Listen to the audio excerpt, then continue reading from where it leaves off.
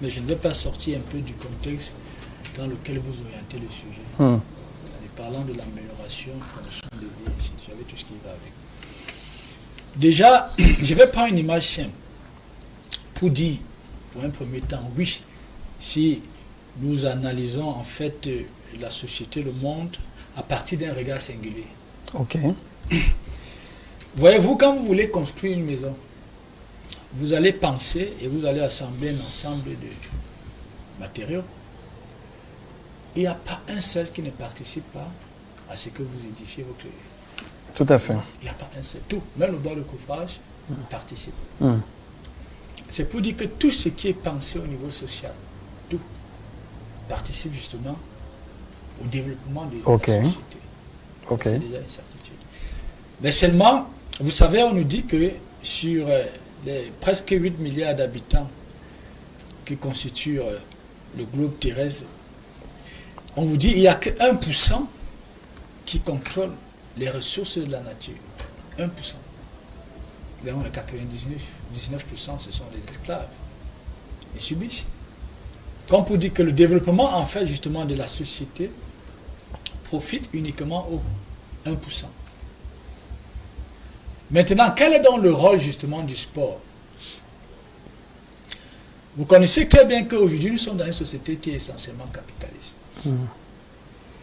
Et ce capitalisme-là, en réalité, repose sur la capacité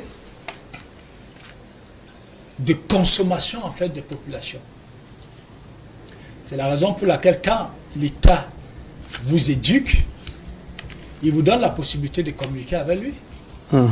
Parce que plus vous communiquez avec l'État, il peut vous mettre en mouvement. Et l'État, vous mettant donc ici en mouvement quotidiennement, vous êtes un élément de rentabilité pour l'État, en fait. Et vous voyez donc que la société donc capitaliste, c'est elle, en fait, qui est, comment dirais-je, qui est comme ce vecteur qui pousse, en fait, toutes les populations, il est vrai, c'est quelque chose de très profond, sur la base des repères éducatifs, à se conformer aux codes sociaux, aux normes et aux valeurs. Ça veut dire, par exemple, qu'on a les normes de richesse, n'est-ce pas? Tout le monde se déploie quotidiennement pour s'y conformer. Mais ce que les gens oublient, c'est que la société s'est arrangée à créer des repères. C'est-à-dire des repères qui excitent toutes les populations, justement, à se conformer aux normes. C'est pourquoi cette société va créer le sport de manière globale, et on va créer des stars dans le sport.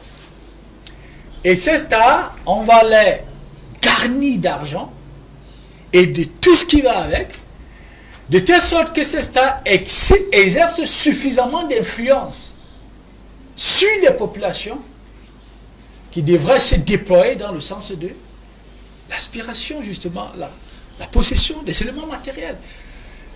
On a posé la question à un président de club français. Moi, je peux faire il y a quelques années. Et je lui ai posé la question, mais pourquoi on donne tellement d'argent aux footballeurs? Pourquoi on donne tellement d'argent aux footballeurs? Est-ce que ce n'est que du fait du ballon? Vous savez ce qu'il a répondu? Il a dit, c'est parce que les footballeurs font rêver. Oui. Mais vous comprenez un peu l'intention cachée derrière. Ça veut dire qu'on fabrique en fait des stars. Dans tous les domaines, que ce soit en cinéma, on fabrique justement des stars sur lesquelles on va s'appuyer pour imposer des faux repères justement aux populations. C'est pourquoi on doit les donner de l'argent. Vous voyez, les stars, on se filme dans des manoirs avec des grosses voitures, des gros vêtements. On sait très bien que ceci aura un impact sur la psychologie justement de ces populations, et ces populations vont se déployer quotidiennement parce qu'elles doivent consommer. Mais seulement la plupart des éléments qui sont consommés, ce n'est pas les populations qui les produisent, ce sont ceux qui sont au sommet de la pyramide. C'est dans ce sens que je disais que quand vous percevez dans la chose de manière globale, vous pouvez donc comprendre l'importance capitale justement du sport ou bien du football. Parce que quand on parle du football, on a parlé du sport puisque c'est le sport le plus populaire en fait. Donc vous voyez un peu l'importance du football. Bon, maintenant, quand vous revenez au niveau national, c'est tout autre chose. C'est pourquoi je parlais en l'analyse en deux temps. Quand vous gagnez une Coupe du Monde, vous avez combien? À moins que je me trompe. Vous avez 50 milliards ou c'est 52 milliards? Je ne sais pas. Gros. Mais bref, ça n'atteint pas 100 milliards de francs CFA. Non. Le Brésil en a combien? Est-ce les 6 Coupes du Monde que le Brésil a gagné qui a participé à mener le Brésil? Non. Est-ce que c'est comme ça qu'il faut regarder? Oui, mais bien Je sûr. reviens à vous. Hein. Je reviens à vous. Vous aurez le droit de réponse. Mhm. C'est pas le football, uniquement le football. Mhm.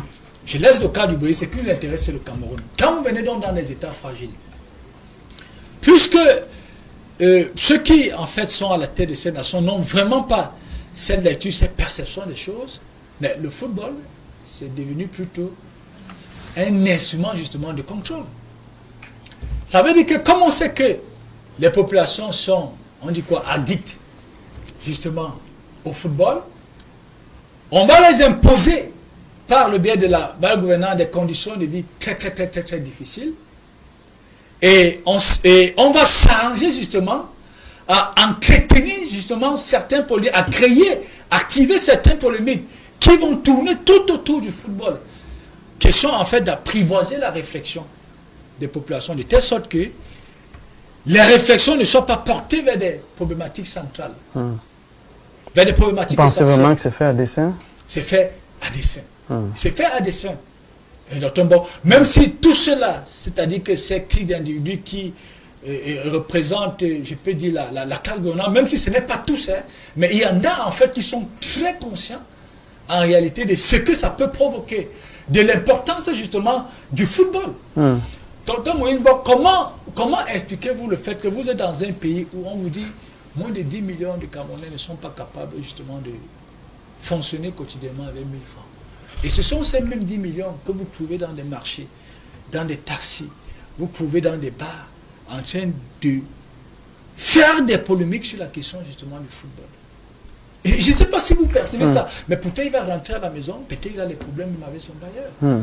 Il ne sait même pas ce que ses enfants doivent manger. Au lieu d'axer la réflexion justement sur les problèmes justement de base, mais la réflexion va être détournée ailleurs.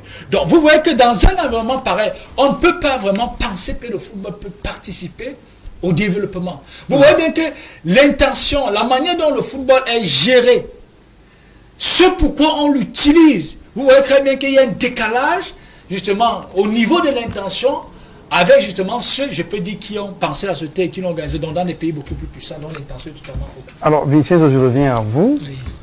Vous semblez ne pas être d'accord avec cette analyse.